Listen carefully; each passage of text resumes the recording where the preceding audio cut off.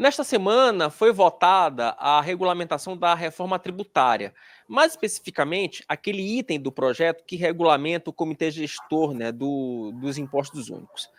Só que é o seguinte, no meio da proposta, parafraseando, né, aquele poeta, no meio da proposta havia um jabuti no meio da proposta.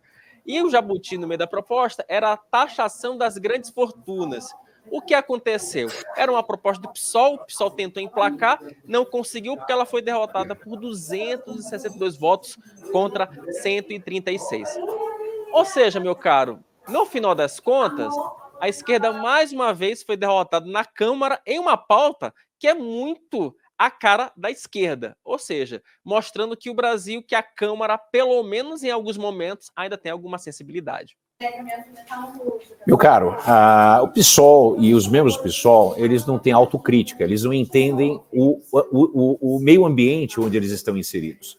Em nenhum lugar do mundo prospera esse tipo de taxação. O lugar que tentou fazer, trazendo de novo a França fez isso, acho que 15 anos atrás, e de repente, do dia para a noite, bilionários e milionários franceses se tornaram bilionários e milionários suíços, belgas, irlandeses, etc. Quer dizer, quando a gente leva em conta que a maioria dos membros da Câmara dos Deputados, a maioria dos membros do Senado, são milionários eles mesmos, seriam impactados diretamente, inclusive naquela proposta estapafúrdia, excrescência, de taxar os VBGLs como herança. Quer dizer, tudo isso é a ideia da esquerda que é partícipe de uma cultura de inveja. Esse que é o grande problema que nós estamos vendo. Isso não funciona, e mesmo que fosse para frente, isso é só uma retaliação pelo sucesso alheio. Isso é uma maneira da gente conseguir coibir o mérito, que é um dos maiores problemas que a esquerda tem. A esquerda não acredita no mérito, e é por isso que a esquerda é fadada ao esquecimento. Nós temos um problema sério aqui no Brasil, que a gente tem que resolver o problema fiscal. Mesmo que a gente tivesse taxado essas grandes fortunas, a quantidade de dinheiro que viria delas não seria suficiente para fazer o que a gente tem que fazer, que é conter o gasto público em duas frentes. A frente dos benefícios sociais, a frente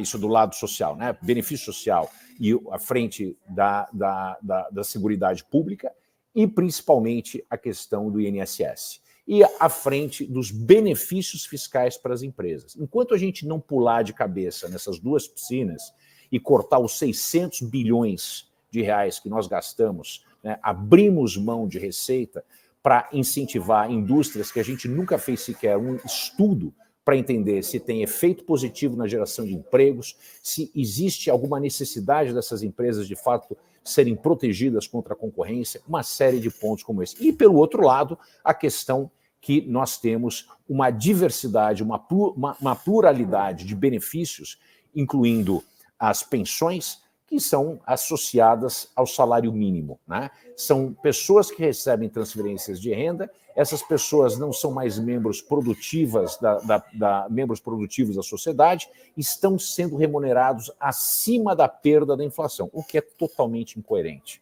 Não faz sentido. Enquanto a gente tiver gasto obrigatório com saúde, gasto obrigatório com educação, que depende da inflação e o aumento do PIB, sem que haja a capacidade de um governo sensível, competente da área econômica, de sentar como todos os outros países e fazer um orçamento que leva em conta a necessidade de fato, né? Porque hoje a situação é tão caótica que, se sobra dinheiro de um lado nas áreas que são gastos obrigatórios, eles não podem ser transferidos para outras áreas. Então a gente tem que encontrar algum tipo de maneira, algum tipo de manobra, normalmente parafiscal, né, algum tipo de pedalada, para conseguir fazer com que essas outras áreas que necessitam de recursos, uma vez que sobrou de um lado e falta do outro, a gente não tem essa capacidade de transitar dentro de um orçamento, como é feito em qualquer tipo de organização.